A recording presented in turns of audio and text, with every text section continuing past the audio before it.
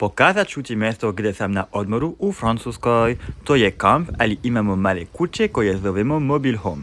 Mjesto je zaista lijepo, imaju životinje kojima možeš da priđeš i pozdraviš i sve izgleda otvoreno i zeleno, savršeno za odmor i uživanje, igranje igara sa porodicom. Ok, kiša sad, ali imamo također bazen. Želio sam da snimam više, ali sad je kiša. Ali vidi ovo, to je mjesto za djece i to je baš funny. Vidi ovo. Treba da idem kući. To je to za danas, ljudi. Vidimo se uskoro. A few moments later. Poslije 10 minuta sunce se vraća.